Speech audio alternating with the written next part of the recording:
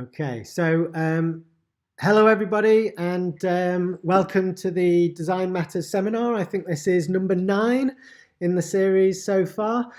Will we make it to number 10? That's the big question on everybody's lips, and to be honest, I'm not quite sure I know the answer yet. But we've got a good session planned for today, and for those that can't be here with us live, it will be recorded and uploaded onto YouTube. Maybe today, maybe Monday. We'll see how we get on. I'm going to share my slides and make a start. But really lovely to see you all. I hope you've had a good summer. Hope you had some rest and recuperation. If someone wants to do all the admitting, that would be brilliant. Thanks. I think that's probably Peter. Brilliant. Thank you.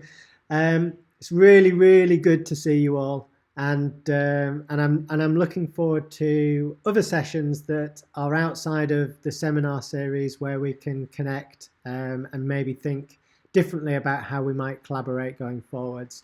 But it's lovely to see you all. And I'd like in particular to welcome Josh Hornby, who's going to be our main guest speaker today. I'll introduce him properly in a minute, but there he is waving at us, which is terrific. And I think the sky is behind him on the wall. Is that right? I got it in Lisbon, yes. Excellent. Right, let me... Zoomed in view. I can't move my computer. You just have to imagine. Okay, so hopefully you're all now seeing my slides. So yeah, once again, welcome. This seminar series is part of a cost action. The cost action is Multi-Disciplinary Innovation for Social Change. I have the privilege of looking after Work Group 1, and this seminar series is a contribution towards that work group. So, we've got 2 speakers. I shouldn't really refer to myself as a speaker. We've got 1 speaker. We've got Josh Hornby, who's a senior user research officer at the NHS. And after we've had his wonderful talk, I will also give you an update on some of the experimentation that I've been involved with over the last few months, which I hope leads into an invitation for action. Something that I want to share with you that I think's worth you taking the time to go and have a look at is the work of Susan Meslop. She's at Ohio State University. She's been involved in, I think, what you would broadly call design for social innovation for at least a decade now, although I'm pretty confident she wouldn't call it design for social innovation. I think she would say it's justice work, utilizing design, or design for justice. But do visit the resources on the Ohio State University website. In particular, look up Susan Meslop, and there's some really interesting projects that she's been involved with that I'm sure you could be inspired by. As you know, this seminar series is all about cake, and I don't think one of us has brought cake to these seminars. It's probably because they run in the morning, but cake as collaboration and knowledge exchange, and it really is a monthly meetup to promote our understanding of design-led approaches to social innovation and social entrepreneurship in the broadest sense. And I think over these 9 seminars, we've covered a really diverse range of different design approaches and contexts, which I think has been really rewarding to be part of. All of the sessions are recorded and uploaded onto YouTube. So there is a playlist, and you can go and view any of the previous 8 and shortly this one as well. You should just simply be able to Google YouTube Design Matters Seminar. If you add in the cost and the number, then you're bound to find it. If you do struggle to access this playlist, drop me an email and I'll send you the direct link. I do hope, it is my hope that we're able to build a meaningful bid to support our continued collaboration. I am producing a bid that will be UK focused around creating justice, speaking to the themes that are outlined on this slide. But I think that there is also a broader opportunity to think about how that initiative can be enhanced and complemented through our European, a broader European collaboration. So I would be incredibly interested to have some more detailed discussions about that with anybody who is interested in kind of creative approaches to social justice and looking at experimental practices for social innovation. So do get in touch if you're interested. It'd be brilliant to build a little bidding team where we can identify suitable funds and construct a meaningful application. Anyway, that leads me to our main speaker of today, who we've already kind of said hello to and waved at, and it gives me my great pleasure to introduce Josh Hornby. I've known Josh for some years now, during his undergraduate, his postgraduate, and I have had the pleasure of working with him as well in his role as an innovator in residence at Northumbria University, which is our form of probably research associate, I would have suggested. But it's wonderful now to hear about some of his professional work and to hear about the insights that he's going to share. So welcome, Josh, and I'll give you control of the floor. Good morning, everyone. Pleasure to be here. I'm just going to share my screen. I used to say that I'm not sure how often you see like Outlook or other apps update. I used to have like 1,000 unread emails, and that was sort of my way to break the ice. You can't see that now, but just imagine 1,000 unread emails. Can you all see my screen? Yeah, we can. That looks great, Josh. Thanks. Excellent. So today I'm going to talk about user research and its role in making digital services inclusive. My name's Josh, as Nick said. I am a senior user researcher at the NHS Business Services Authority. The NHS Business Services Authority there's a lot of kind of background processes that help the NHS function on a day-to-day basis. We have a lot of services that help the NHS help staff and help citizens. So we make sure that all NHS staff are paid on time. If you get free prescriptions in the UK, we make sure that the pharmacies get paid for that work. And in my time since leaving working with Nick, I've been at the NHS BSA for about 4 years now, and I've worked across employer-centred services. I worked on the NHS Pension Service, which is the biggest pension in Europe. I've worked on projects around how the NHS kind of workforce kind of does personal administration. It's fascinating, I can tell you.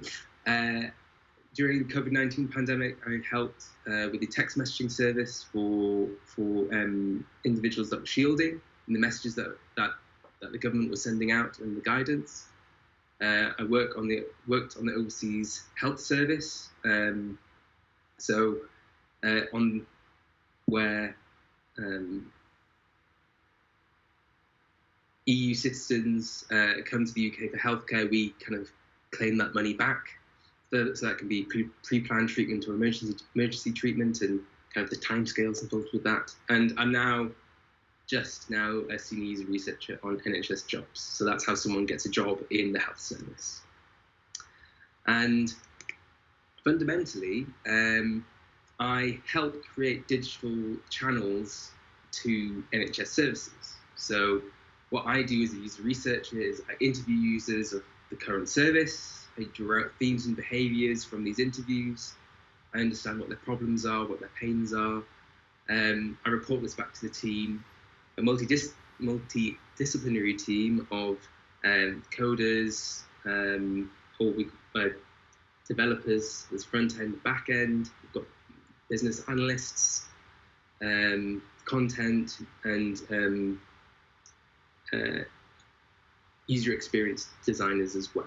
So there's a big whole team looking at the problems that we're facing, creating digital channels in slightly different ways. And it's my job to represent the user in everything that in everything that they do when we create the services.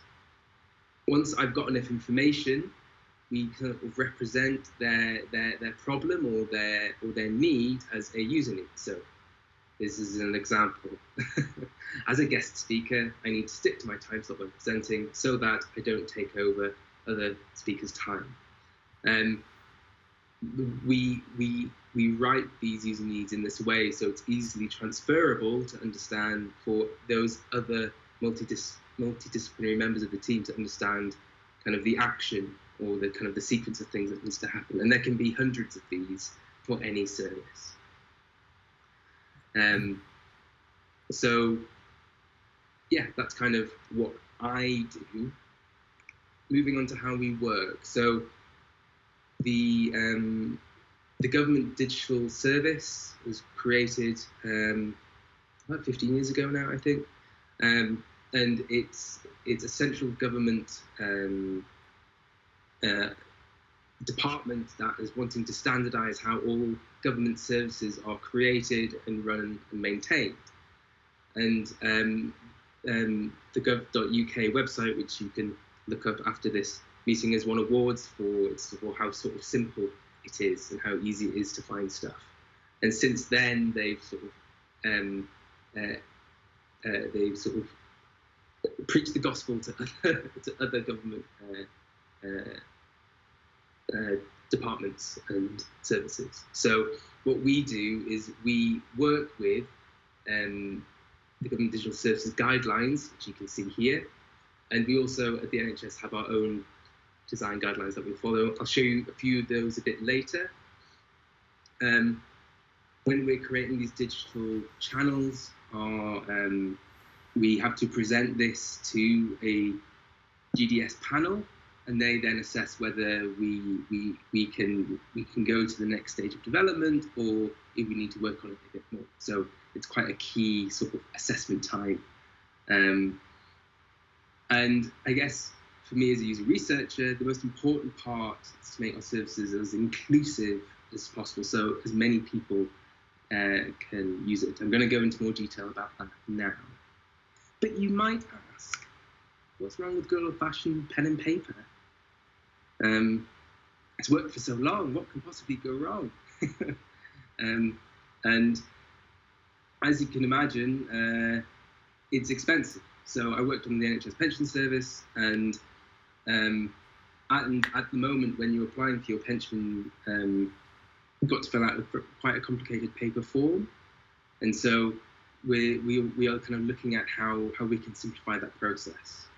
And is there a way in which we can ask people to write the information in a specific way, or ask them one question at a time so that they get the information right the first time? Because if people get it wrong, it makes the process last 3 times as long for various reasons. It's slow, not to just blame it all on the postal service, but it takes a long time. You've got to decipher what this person has written on this piece of paper. It can get lost as well, and the data on it can be wrong. So when I've been working on the Overseas Health Service, on the cost recovery service, and patients have written in their personal information, we've seen sort of copies of that. You can barely read their handwriting. They themselves have doctors' handwriting. I don't know if that's just a UK thing, but doctors are notoriously have really bad handwriting. Anyway, so that's why we are kind of moving away from kind of just having paper application forms to access government services. And this is a simplified view of those different stages that the Government Digital Service, GDS, take us through. So we start, it's all based on sort of user needs, but we start in the discovery phase, where we go out and I interview people, we draw out themes, we use sort of design you use design thinking methods to kind of help tease out these themes. We create service blueprints, we create personas. Once we have all of that rich understanding, we then create an alpha prototype of that. So that might be, we might be using the original paper form and our insights, and then creating a string of questions that we put up on a website to help people access that service. Alpha is very much a kind of like a rough and ready, so it's kind of just getting the bare bones down. And we just do user research. We just do sort of very moderated user research with participants. So we talk to people we test with 7 people every 2 weeks. We use the Google Sprint method as well, you might be aware of, and we kind of run through that until we're quite confident that we've kind of got something that will sort of work. We then have an alpha assessment, the GDS. After that point, we go into beta, which is where we start to open it out to the wider user group. So if that's an employer, if that's like an NHS service for employers, we'd open it to 2 hospitals out of the 9,000 NHS organisations that exist. And then we'd slowly make that broader and broader and broader until we were confident that it could run at scale, if you will. And then we push it to live. And so that's the kind of process. As well, you can see these little sort of circular sort of icons. This is I guess what this is trying to show is that we iterate all the time, and we constantly we work in an agile way, so we can fail fast and make changes to what we're testing to make sure that everything works as intended. But as I said, the most important part of my job as a researcher is to make services as inclusive as possible, and we do that across this entire development cycle. But you might ask, what is inclusive design? I've got a couple of definitions for you. The GDS Bible says it's making our services inclusive means making sure anyone who needs to can use it as easily as possible. So yeah, okay, fair enough, thank you, GDS. The British Design Council goes a bit broader, but I kind of prefer this definition personally. Inclusive design aims to remove the barriers that create undue effort and separation. It enables everyone to participate equally, confidently, and independently in everyday activities. And I like this specifically because it's saying that we need to remove barriers, which is exactly what being inclusive means, I think. And it's especially important when we're designing digital channels or aspects of these services. When we talk about inclusive design, though, in my world, there are two strands to that. So we have people with assisted digital needs and those with accessibility needs, and they're different. Assisted digital needs are people that will need help regardless of what you've given of what you've given them. So they're those people that have never accessed the internet, for example, and will need someone to help them with their application. So when we're creating digital channels, people tend to think that these digital channels will eventually replace the old way, or it means we won't need to have to talk to a human again. And that isn't the case. We always need to provide those more traditional means of accessing kind of government help. And so we need to kind of consider that these people's needs will be met even if they can't use the service that we're creating using kind of computers. And then you've got accessibility needs. So these are people that have the right, if they've got the right tools to do the thing, they can do it. And we can't neatly categorize our users as to having one type of kind of accessibility need over another. it's often quoted statistic, but 1 in 5 people in the UK have a disability. So it's really kind of interesting working in this space. But I think it's best to give you all an example. So David has worked in the public sector for the past 25 years in the northeast of England. He's highly computer literate and has an excellent memory. He wants to get a pension estimate. I mean, after 25 years, you'd want to know what all that money going into a pension would be worth, surely. He's also been registered blind since birth. Now, we'll see how he found that. 2019, tab, arrow down, folder button, graphic, red combo box 2019, graphic arrow down, folder button, date of birth, read only at dd/mm/yyyy, graphic date picker, what are your vegetable earnings, pounds, What the hell? pounds, what are your graphic date picker, read only at dd/mm/yyyy, your date of birth, read only at your date, folder button, graph your date, read on graphic date picker, what are your vegetable earnings, graphic date picker, enter date picker, read only at graphic date, what are your vegetable Well, earnings. you can't use this. Because I can't even input my date of birth, because the date picker thing is... Graphic date picker, read only at dd/mm/yyyy. So yes, so here is a pension calculator on a website that we shall not name. That's put a barrier in the way of Angus getting his pension estimate, because he has to physically, with the mouse, click on the birth date in the month. He could do the month and the year, but he couldn't pick out of those 30 to 31 days for his birthday. And so that has quite a big and profound impact, really, because he has to rely on other means of getting an estimate, although he has the ability to do it himself. And it's really interesting when I'm interviewing people. I do tend to kind of think about their sort of digital ability, and unlike most of us, David is he's almost a super user, because he remembers all of his pension information. He remembers he just remembers so much more than most people, and because he can't he can't put in his birth date, he then can't do it himself.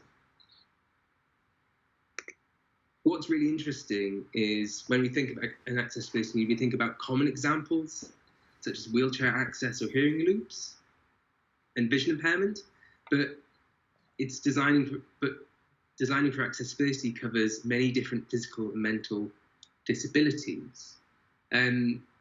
The government digital service has created all of these, and you can find them online. I think these are from the Home Office specifically, but they're all open source and available to download if you'd like to.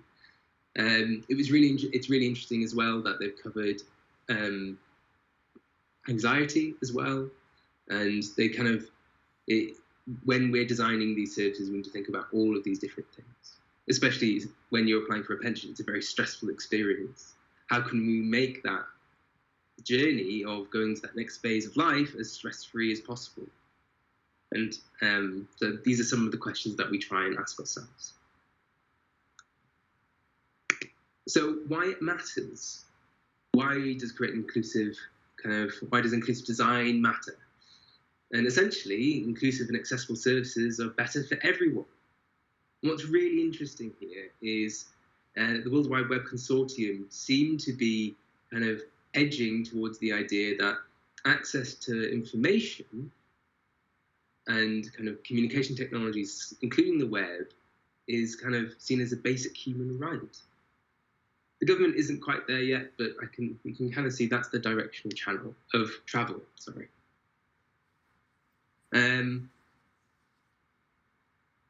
And so this is why in the government services that we create now, we've done away with the date picker that David there was really struggling with. We don't have that in anymore. There are lots of different ways in which now people can type that in. So yeah, that's what we can do there. So, and I think this is kind of interesting. We incorporate inclusive design when we're building our services, and these are some of the standards or principles that we follow. And I think it's important that we've got these written down because we're then mindful of them all the time. So you can see kind of across here, in the government digital standards, they say make sure everyone can use the service. The NHS first design principle is to put people at the heart of everything we do. We need to design with compassion, and more importantly, we need to be inclusive. And so we kind of need to put ourselves, make sure that when I'm testing these sort of web pages, that I'm talking to as broader as broad a spectrum of people as possible, really. But what can we all do on a day-to-day basis to promote inclusive design? Fundamentally, we need to create empathy between our organisations and our users. So that's getting lots of different people to observe user research. We need to find people with these access needs, which is which is quite challenging, as you can imagine. You can go to accessibility labs. So if you ever have a chance to go to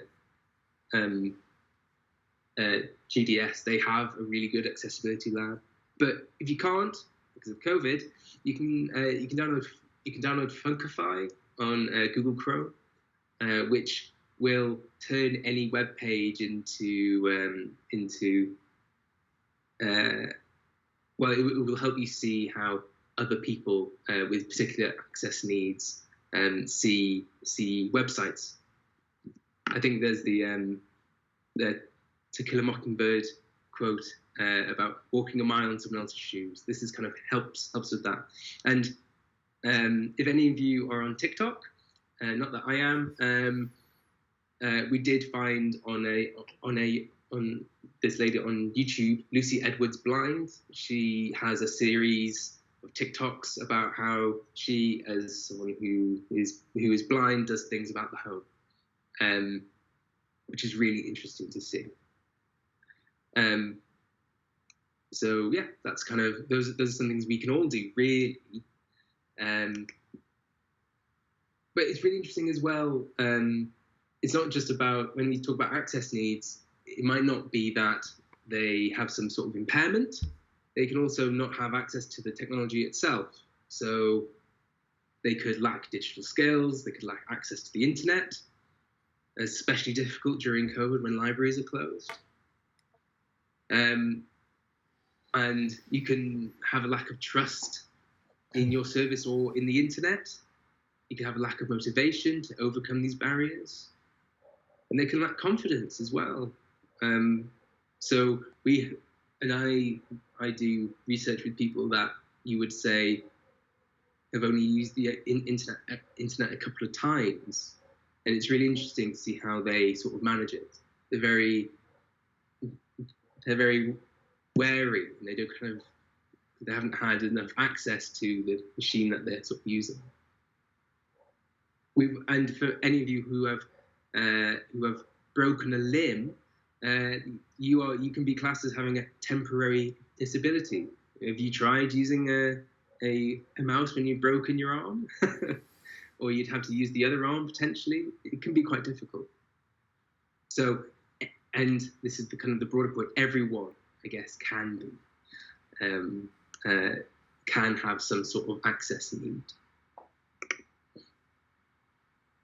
It's really interesting when we're how we provide assisted digital support kind of changes as we're developing our services. So obviously when we're creating these digital services, we need to identify and support, identify support networks that these people might use to then sort of make sure that our services can meet their needs. We need to do private beta testing with them, with the real thing. We need to observe them putting in an application if they are able to. And we need to kind of have all of that ready for when it comes to maintaining a service. It's worth mentioning as well, in the UK,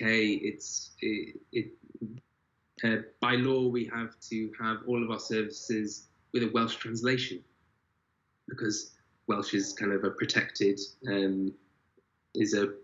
language as part of the union. So we have to make sure that works as well.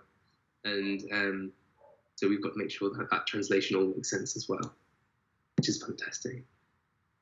When it comes to maintaining our services, we need to continuously engage with these groups of people in their communities to make sure that their needs haven't changed. And it's possible that they have. I'll get more on that in a second. It's really interesting as well, we need to make sure that third parties can use services on the user's behalf. So that's for people who might need assistance, who have carers or who have family who are going to apply for something on their behalf. Is there an option for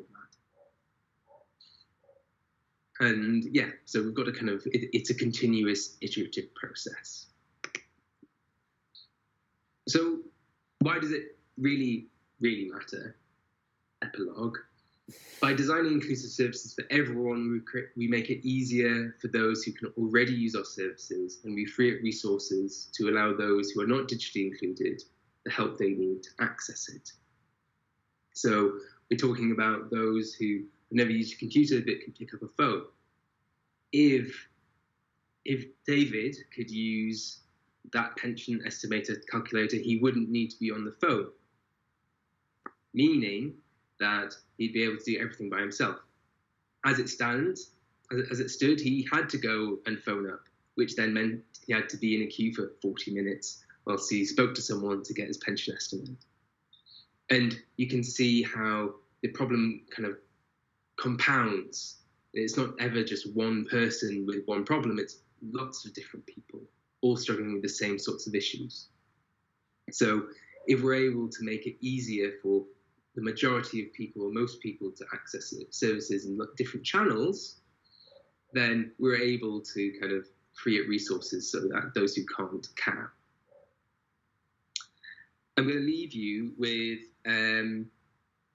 a few slides on the digital inclusion scale, because I think it's really interesting. This is the digital inclusion scale. You can see on the right here. It was created in 2013.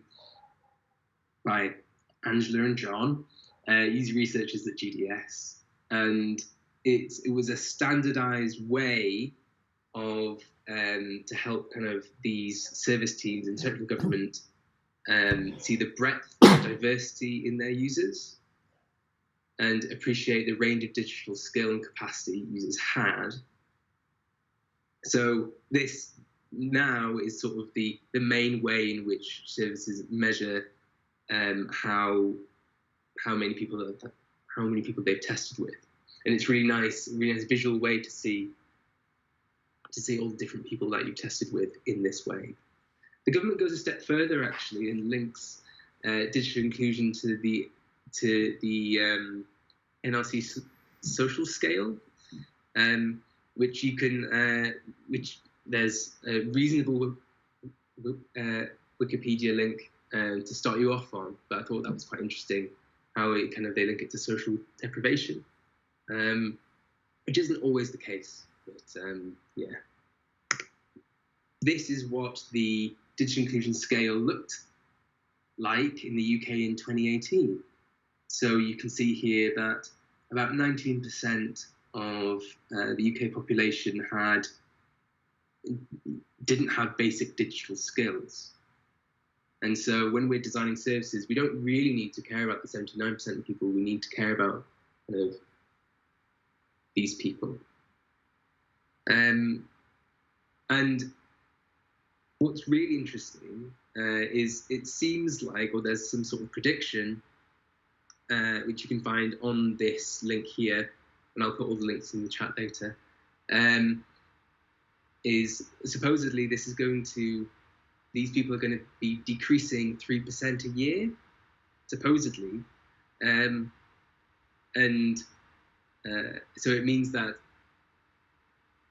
well, as we kind of move on and people get more digitally gain these digital skills, I think what we're going to find in the future is people are going to have more sort of nuanced problems.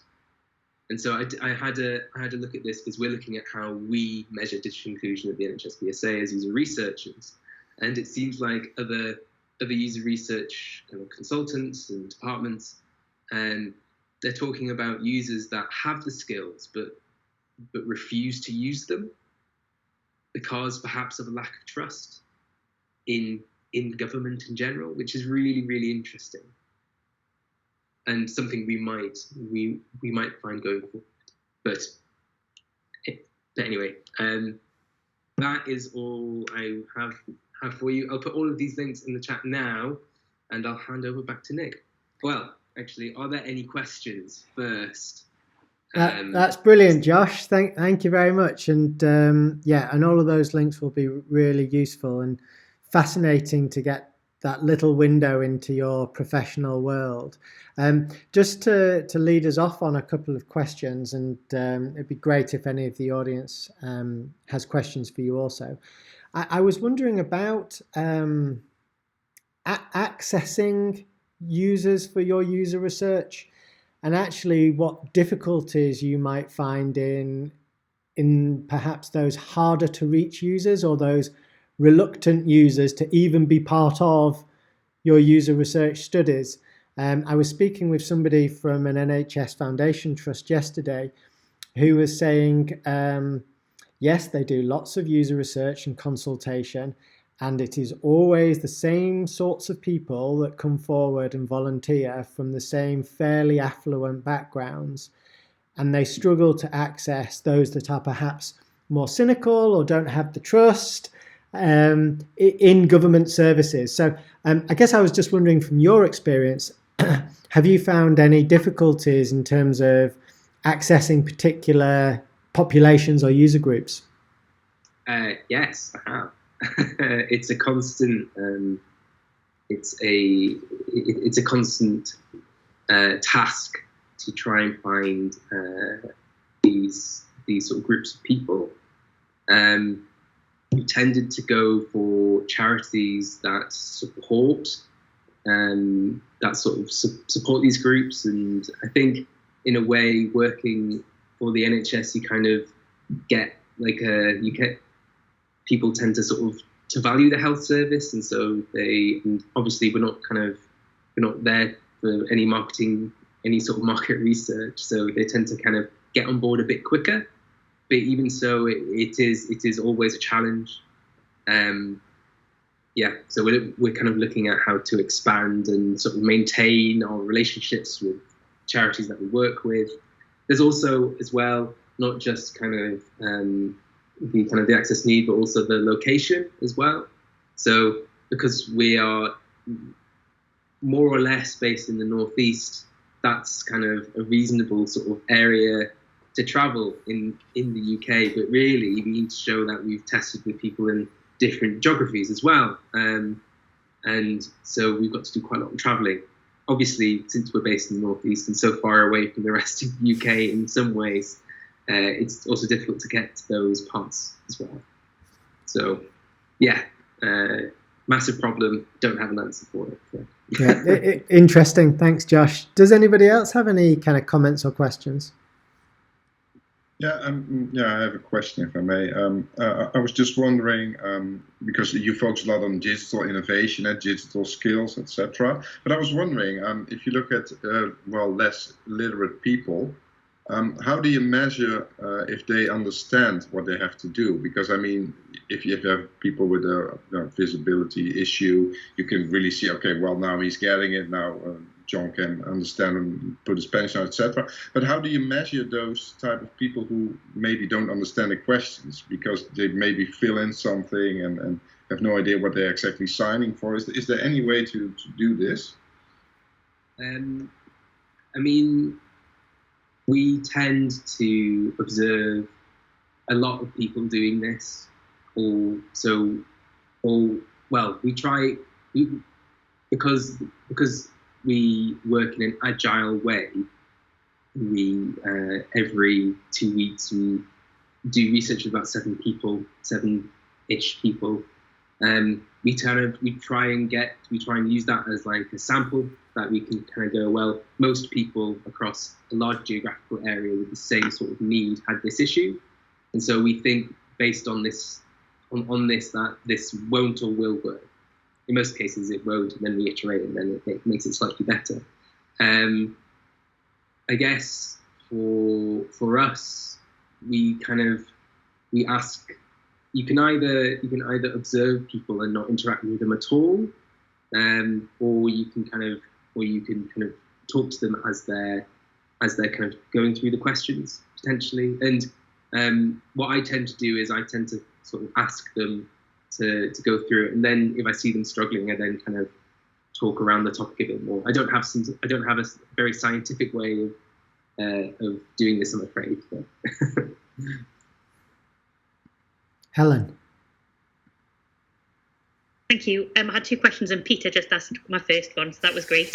I just wondered whether, actually I've got 2 more questions. I wondered whether you include sort of inclusivity under that banner of accessibility. I was thinking about things like, pronouns and things that are becoming increasingly important to people, and whether your services, whether you're sort of allowed to make changes there, or whether you're limited by government legislation. We are limited by government legislation, but it is something that we do test on. So we sort of then can feed that back to people that interact with those government departments. And so, even when you're applying for your pension, you're asked what gender were you when you were born, and that is as you can imagine, can be quite a difficult question for someone to answer, the distress that it causes. And so we are looking the services that the NHS BSA are looking at are wanting to kind of address that, but there is a broader government piece of kind of work going on that will address it across the board. And once that happens, then we can make changes. You might all find this if you're in research, but we can always just diagnose. We can just say what the problem is. We can do very little in terms of making a physical change to something, I guess. Other than how it looks. And my other question was around most of what you presented felt like it related to websites and things like that. And I wondered whether you'd ever done any work with things like voice applications, and whether you'd use things like haptics maybe to increase accessibility. Ooh, that's an interesting idea. So we do test with a screen reader technology, so we make sure, and there are quality assurance testers in our teams that go through every page and make sure that the screen reader can read the question and then is able to kind of take someone through it. It's our job as well to make sure that someone that uses it in real life, that you saw David earlier, that was using screen testing, but so we have to think about that as well, I guess. But haptics would be a really interesting area, so I'll have a think and get back to you on that. Wonderful. Thanks for the questions, Helen. Brogan, did you have a question? Yeah, I was going to ask, do you ever find it difficult to communicate user needs to the likes of your developers and stuff like that? Do you ever? I know you showed those statements at the beginning. Is there any other tactics that you use to communicate that? Really good question. And it is always difficult to communicate with anyone, to be honest. Especially people that are kind of developing these services, because they are incredibly computer literate. I had one epiphany recently because it was always difficult to get developers to turn up to user research sessions and just observe. And so for me, I told my developers, I told everyone that they didn't need to note take. Normally, note taking helps us in the post interview analysis stage. But I found over the years that their note taking isn't always the best anyway. So I just asked them to observe, and then we found that they have particular times where they prefer to take part in user research during the day. So if they've got a 3-hour window where they've got to program something, they don't want a user research session for an hour right in the middle of that. It's kind of even small things like that. And actually you find if you make those small changes. I had 4 developers turn up for user research last week, which is unheard of. Perhaps it's just kind of beginner's charm, because I've just started on that project, but it seems to work so far. I had a follow-on question just about that that user need. So I thought it was really interesting that, you know, all of the research that you and people in similar roles undertake, you know, engaging with real people, trying to understand and observe and hear about and really appreciate difficulties or barriers that people might encounter, becomes conceptualized in a very kind of snappy statement that becomes the user need. And I guess I wondered about that abstraction from the experience of to the statement in language. And you know, you may find that actually 99% of the time, 100% of the time, actually that statement is perfectly adequate.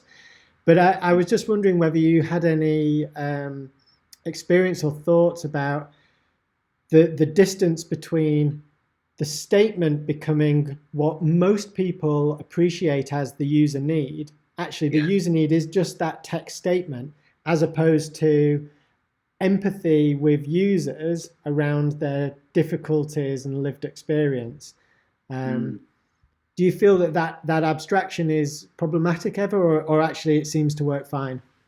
It can be problematic, but you don't ever just have one user need. I guess you have multiple, and you have different types. So the way in which, well, just in government, or how I've been sort of told to do it, there are immediate user needs. So what's an immediate problem? You then got perceived needs, latent needs, and they can work. When I've been on the cost recovery project, on Overseas Health Service cost recovery project, because I was in that from the very beginning, I was able to look at the different sections of the service and find all of the user needs across the entire sort of area, and it got quite specific to the point where you can really drill down into kind of like the high level stuff. To on this particular page, they need to see these 3 pieces of information, so that they can make an informed decision and don't need to move between 3 different systems, for example. So yes, if you just have these high level needs and don't update them, or you don't have the ability to do more research, it can get quite abstracted. You can try and sort of keep them updated and make them as specific as possible. Great. No, thank you. Yeah, I appreciate that. Does anybody else have a last question for Josh before we move on to the next section? No, in that case, thank you very much, Josh, for your contributions. You're very welcome to stay with us if you have time. If you do have to leave, of course, no offense taken. But I'll move on to the next section of the seminar. Thanks, Josh.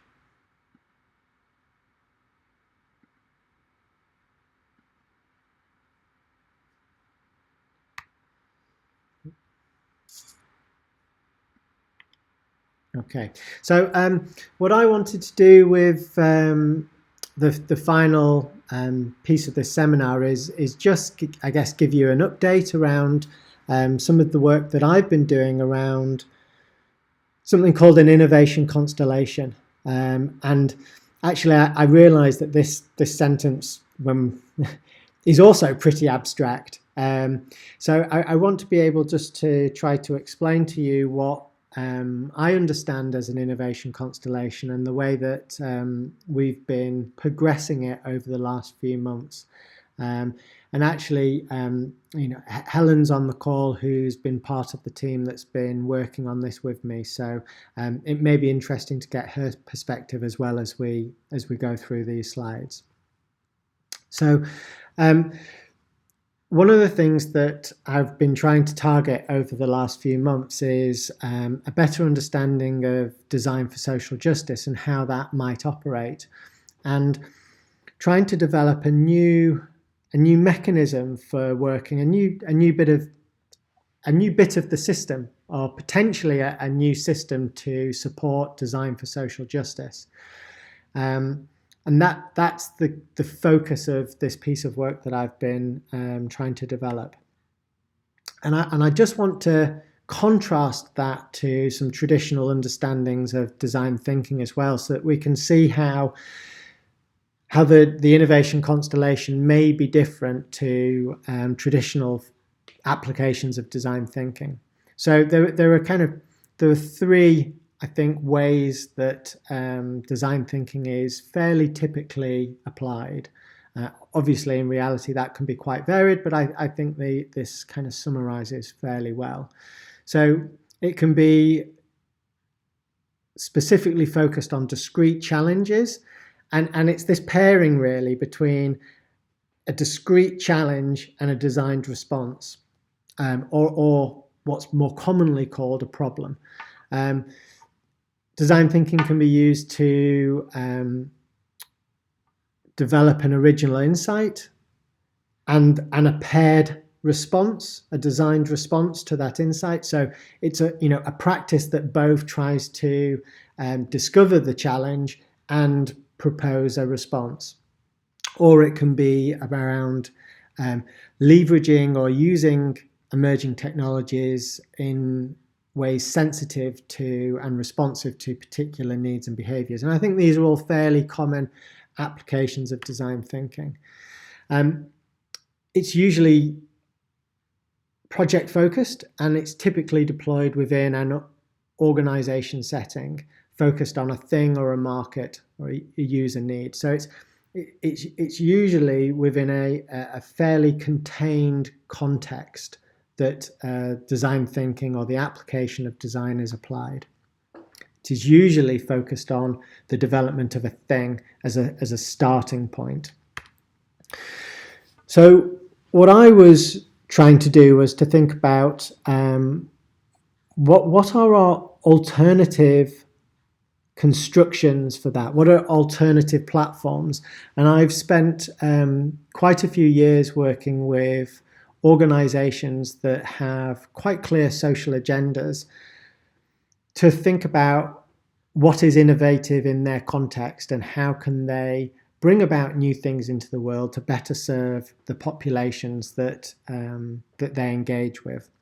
And quite often they've told me that it's difficult for them. They are contained very much within their frame of reference, either as a singular organization or as a sector. And therefore, all of the development work that they do, all of the services or products or interactions or interventions that they develop are largely incremental, building on what they currently do or the best practice that's within their sector. And we were trying to think about how we might create a different platform that would enable more disruptive thinking potentially to emerge and perhaps be acted upon. So I have worked with colleagues at Northumbria University to try to develop an innovation constellation, a collection of organisations or a community of experts, people who each had different perspectives on supporting marginalised or vulnerable people. And at the outset, it was, there wasn't a grand plan. It was, let's bring this group of people together. Let's see how we can utilise design thinking and creative practices to glue and galvanise this group and explore how it might work together and what sorts of work it might do by working and collaborating together in new and different ways. So there were three initial sort of objectives for the constellation. One, that it was a supportive critical peer group. All of the organisations that were invited, and I'll give you an outline of which organisations they were in a moment. They were all interested in innovation, and they were all interested in design thinking. And that all of this came about through discrete meetings with myself, discussing with them the value of a design-led approach to their particular contexts.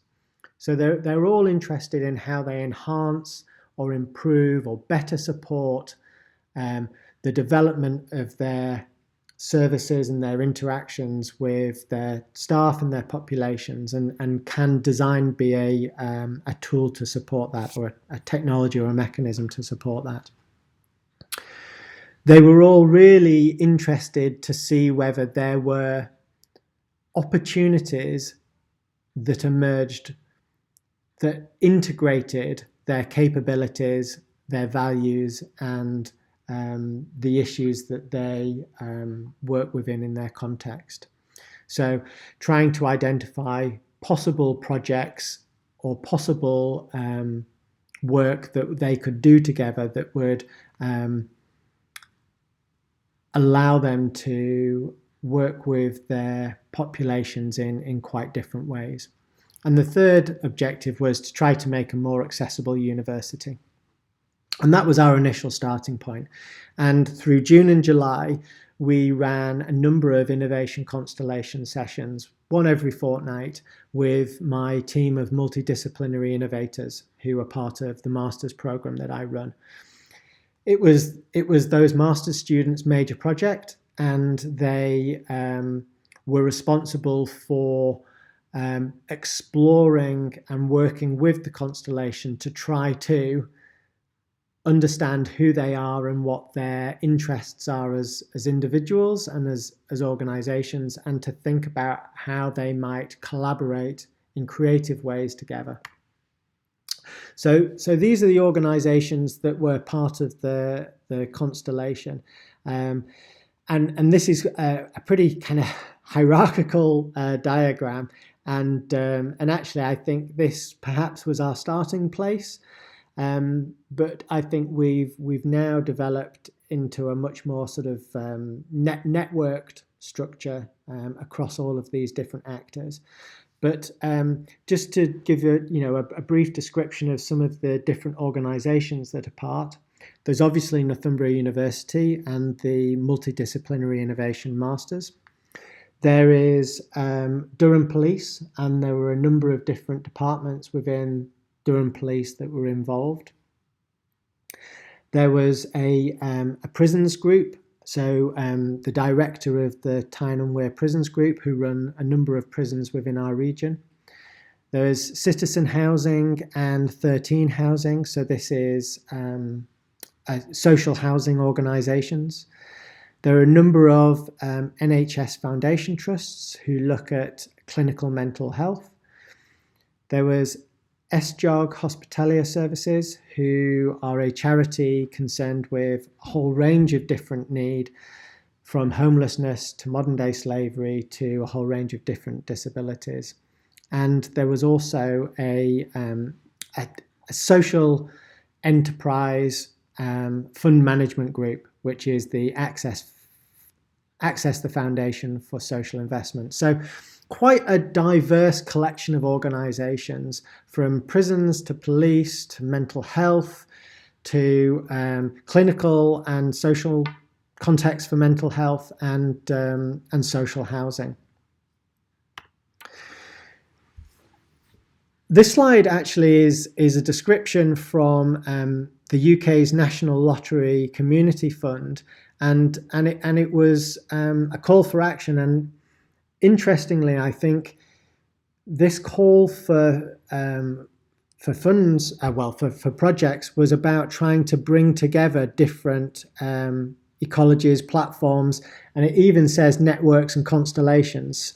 So it's quite interesting to see how a number of funding councils are interested in how we bring together different collections of people, organizations to operate in different ways. And the innovation constellation was very much aligned to that. And the setting of design is critical. And as I said previously, usually the setting for design is within a singular or a very closed network of organizations, a supply or a value chain.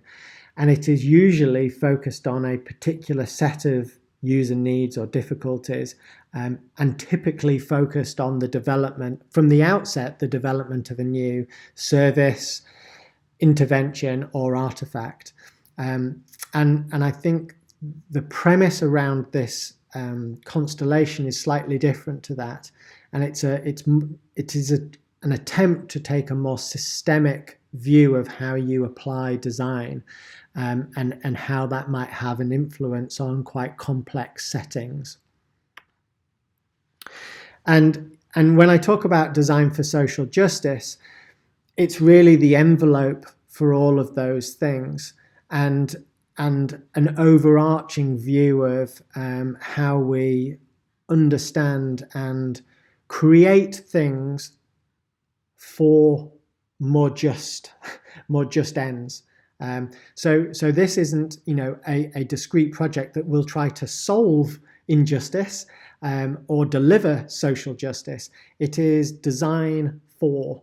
So the construction of networks, the design of ways of working that will allow us to better influence and have meaningful impact on social justice themes, and perhaps specifically create new things, bring new things into being that support social justice, and bring social justice to particular populations.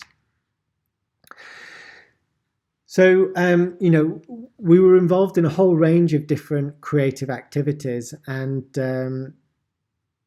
actually, a lot of the last 2 months have been about building a foundation for collaboration.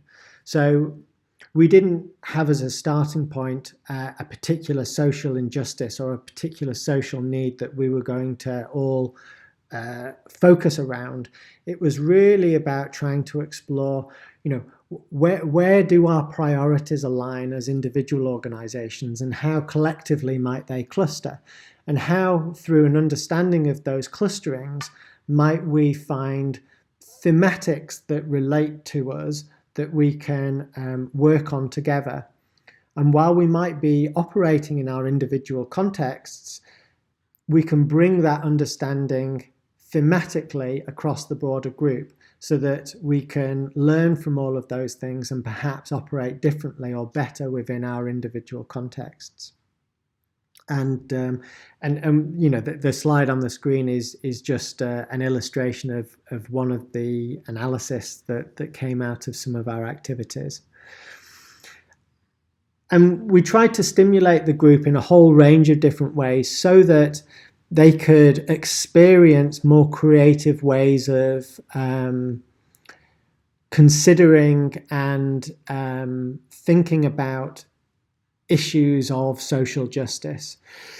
And this was, again, discrete and abstract from their specific contexts, but we were trying to engage all of those different actors with creative design thinking tools so that they could become more familiar and more confident with these types of practice in preparation for work that we can do down the line. So all of this work was foundational in trying to build an understanding and ways of working for the constellation. And again, this is just an example of some of the sort of design thinking tools that we engage with the group. And it was really interesting to have the different groups working together through these tools and debating and discussing their own kind of views on things and what would be valuable and how they could implement some of these considerations in their own contexts, and actually where their contexts misalign or bump into each other in unexpected ways. And a number of research questions emerged as the group progressed, and we're really looking to co-create these as a constellation. So they become something that will be a grounding point for us as we go forward, and that we hope to have contributions to as we progress over the next year. So just one of those questions as an example, why is distress experienced as individuals try to navigate various systems of social care? Often the group was talking about how people had to adapt to access particular systems of social care. So, this is almost the opposite of what Josh has been talking to us about this morning, where, he's creating digital channels to overcome access issues. This is just a recognition that actually sometimes people have to do particular things, label themselves or think of themselves in particular ways to access the support that they require. And actually sometimes that can cause significant harm and distress. And how might we understand that better and locate that better so that we can consider what alternative policies, practices, or interventions could be brought into the world to address some of these things. And this is some of the work that's been emerging through the constellation. And again, thinking about what that means in the specific context of the prisons organisation or the mental health organisation or the social housing one, and how we might explore those things in those discrete contexts, but bring out that learning to share together.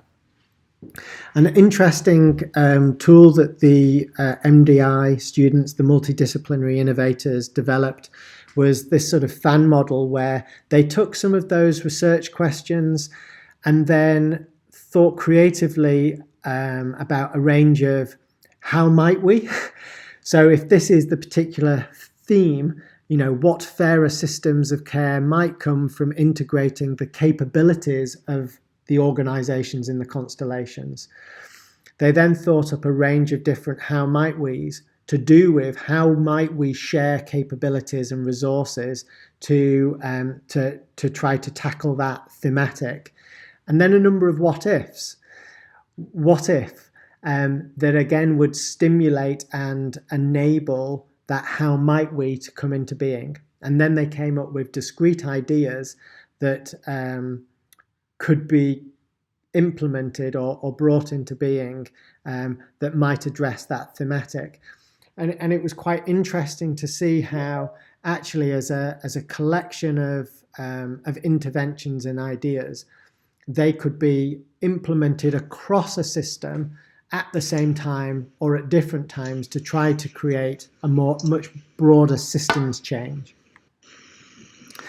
So for me, this piece of work really is a piece of infrastructuring, and I think I mentioned that in one of the first seminars, how we might design a new form of infrastructure, a new form of system that would allow us to deploy and to design things and to learn through design in new and different ways. And for me, that's about trying to enhance the innovation practices of these discrete organizations so that they can become more firmly and consciously underpinned by social justice considerations, so that learning can be shared across the constellation, and so that we can continue to make efforts to find spaces that are between the different organizations that would allow us to bring into the world things that are quite disruptive to the status quo, and go far beyond the best in sector, and actually try to really revolutionize what these organizations could do if they worked in a much more integrated way across their spaces. So that's just a very brief update about the type of work that I've been involved with over the last few months and trying to create and run this innovation constellation. What's quite interesting is actually how that organization continues to have an appetite to work together. They've come out quite clearly and said, actually, there's amazing learning that they have already got by simply being introduced to these kind of creative practices, and that they can bring into their discrete organizations to try to deploy or recruit resource to help them bring that into their own settings.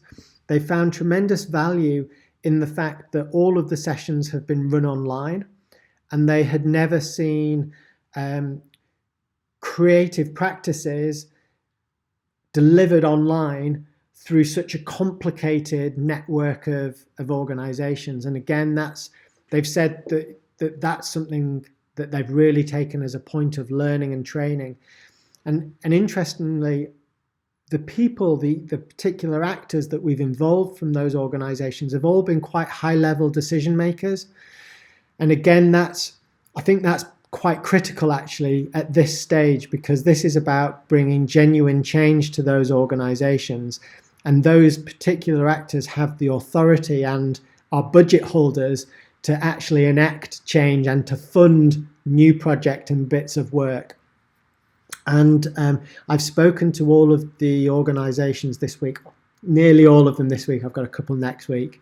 And there is immense appetite to work together on a particular theme that is about how do we enhance social justice through difficult transitions.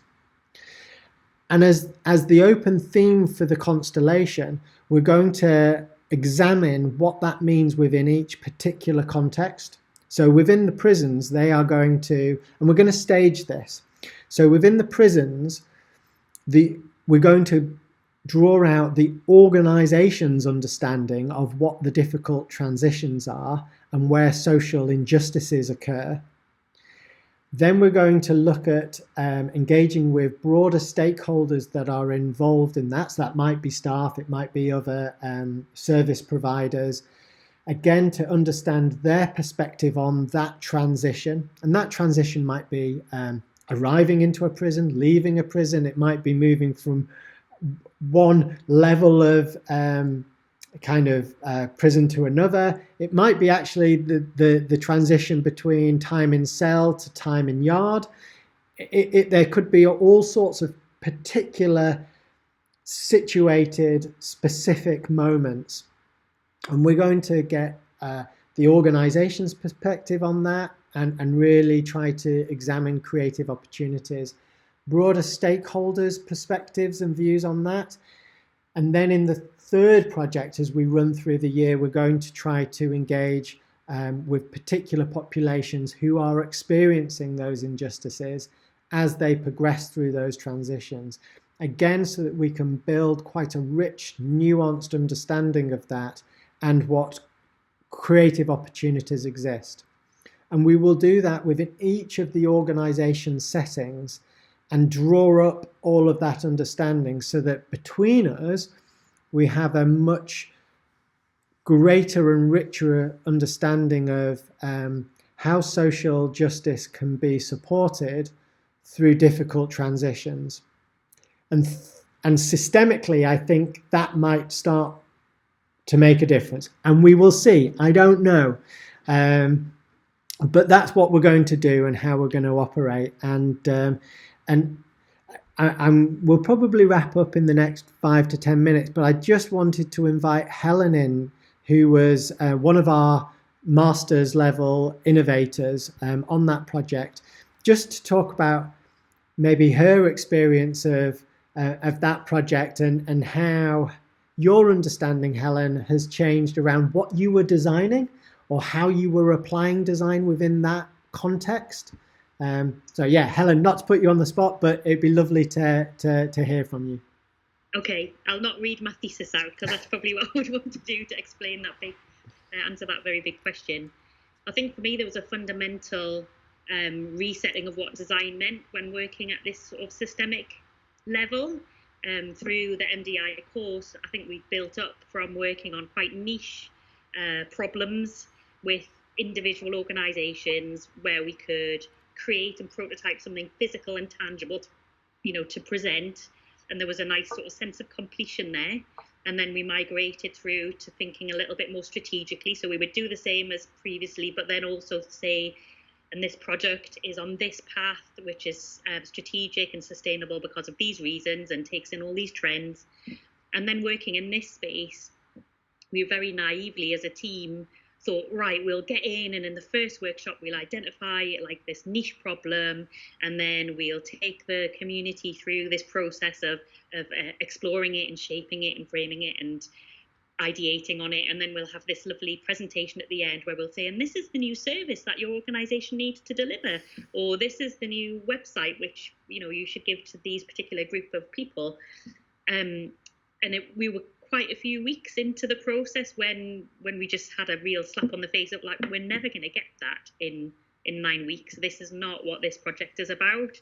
This project is about establishing all of the really important fundamental things that are important in a design environment. So it's the relationships, empathy, creating safe spaces where people can be honest and share things that have failed and what they've learned from them, as well as things that have been successful. An environment of experimentation, of realizing there is no such thing as best practice. There is just best with what we've got right here, right now, in this place. And I think that really changed the way that we saw the rest of the project. And it was really difficult for some of my colleagues who were maybe more interested in the end bit of design where you wrap up the product and you create a lovely shiny summary and conclusion.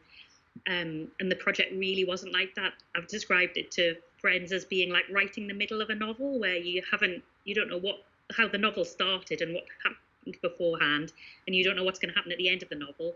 All you can do is try and shape a responsible space and create the conditions where at some point in future those more niche kind of things, those more niche interventions can start to be developed. And I think it's part of design patience and realizing that you don't always get to see the end result, but you have to through your responsible design practice just try and create the path through which others can maybe go on to achieve that. So it's been really hard, and it was quite unfulfilling writing my thesis, because I really did want to say, and therefore my conclusion is, and I couldn't do that. It felt like the vaguest document I've ever written, but I think that's been really important. And if we all seek that sort of dopamine that comes with completing and giving answers, we will never fix the systemic design issue, the systemic wicked problems that are out there, because they're not boxes that are ticked. They're pathways. That's brilliant, Helen. Thank you for your honest reflection around that. And again, what I want to emphasize, and I think I brought it up in the first seminar, it was this idea of designing social and technological environments for designing. and actually what this whole project is about is how we might design and create a new form of environment to enable a range of different design actions to take place. And that piece of work isn't over. That should be a iterative, ongoing, unfolding, where at the moment as I said, we have only worked with decision makers within a very discrete set of organisations, and there is a whole range of work to go about how we might integrate with a number of different sorts of experience, expertise, as part of an infrastructure for innovation work. So I'm excited to see how it might progress. I'm also interested in how we can potentially broaden this form of work into other kind of European countries and think about what could that mean in your context, and how might it operate differently in different national contexts. It is very much a sort of a regional project. All of these organisations, bar one that's out of region, and they kind of highlight that that's problematic for them, because this is an attempt to then take on specific places and population. You know, it will be about looking very closely about something actual in place, in time, for people, and then drawing out learning from that. So I'm interested to think about whether we can set up similar forms of socio-technical, environmental, networks, constellations in other countries, and stimulate them, and actually what value there might be in bringing complementary constellations together so that they can both understand differences in different national contexts, that I think could be valuable for progressing a more nuanced piece of work. If anyone has a question, I'd be delighted to take it. Otherwise, I will start to wrap up. Peter. Yeah, I really like this approach. I mean, it really aligns with research I've been doing on innovation 2.0, things like that, ecosystems. But for me, and you probably thought about it, and I think it's difficult to answer, but I'm going to ask it anyway. How do you get this ongoing? So how do you manage innovations? How do you ensure that this is a sustainable thing? Because I mean, people are so used to work in projects. You also talk about projects. Yeah. This project of setting this up, this ecosystem, but it's a project, so you have a fixed time, you have to set it up, and so relating to that, I mean, who will be the owner or the coordinator, or do you envision it to keep it going? Well, you know what I want to ask.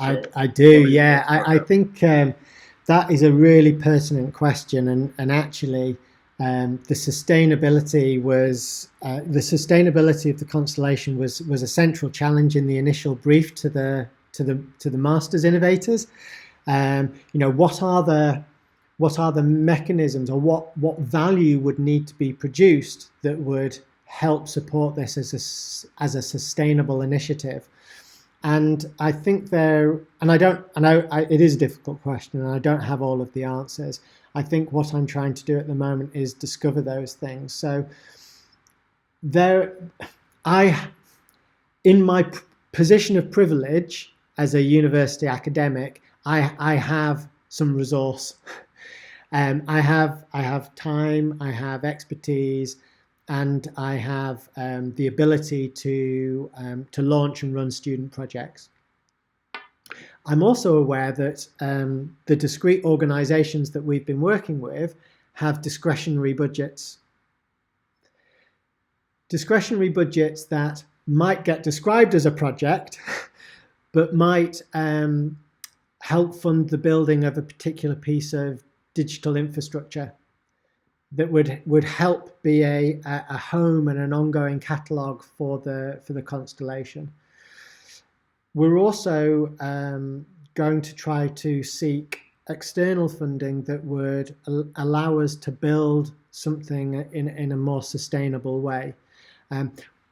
I think it won't truly be sustainable until the constellation is integrated within those organizational structures. At the moment, it is an external thing to everybody's day-to-day working. So, the director of the prisons group, he puts the meeting slot in his diary, and it's a meeting that he goes to. the constellation isn't integrated into their ways of working, and it won't be sustainable until it is integrated into their organizational or community contexts. And actually, I think the place that we need to get to is that the right thing to do? Is that valuable to do? How might we do that effectively while still being agile and nimble enough to creatively morph those systemic structures? So I think it's in that space, Peter, but I don't have all of the answers yet. I think there are some very basic things that we need to do now. I am building a basic framework for the constellation, some terms of reference, some general principles, ways of working. There are some quite creative forms of interaction that I think the group can have, and I've got some quite interesting ideas about how we can create studios for social change in community spaces. And that might be within a prison, that might be within a social housing tower block. But this is a way of integrating the organization and the creative practices within the spaces and the lived environment of the social injustices. So there's a range of things that I'm progressing, but it's a critical question, Peter. I'm not going to take any more questions. I'm going to draw this to a close in the next 2 minutes. There's one thing that I want to share with you before we say farewell, and it's these sets of documents and reports that you can access. So these are really, really interesting. So they're the Arts and Humanities Research Council have basically commissioned design fellows to identify challenges for the future. And they're along the themes that you see listed here: AI and data, future of mobility, public policy and public services and place. And in particular, I think for our group, there's probably interest across all of these, but the public services and public policy ones are, I believe, really interesting documents that talk about what is going on in the UK and in the world in these areas, and actually what is the direction of future challenge and travel. So I'd like to just highlight those documents because I think they're really interesting, and I think you'd benefit from finding them and accessing them. If you Google AHRC Design Challenges Future 2020, you'll find them. If anyone struggles to find them, drop me an email and I'll send you the link. Thank you all so much. Oh, there's a question from Jana. Hi, Jana. Yeah, hello. I just have short notes because as you spoke, there was a question focused on how it's complicated to implement innovation in sustainable way and look on sustainability in this process, and of course on the in the specification of the goal of the project. Because I focus on the maturity of the project management. I just remember I have got there 2 books. If you look at on that, yes, they focus on the methodology of the sustainable project management. So it could be very useful to don't to think from the beginning, but look on that and use it, because there are some recommendation how to in the process of the specification of the project goal, what to implement in this processes sustainable approach. Yeah, so fantastic. Just short note. Brilliant. No, that's perfect. We'll check out those resources. Really helpful. Thank you. Thank you all so much for attending. It's been wonderful to see you. I'm going to bring the recording to a close.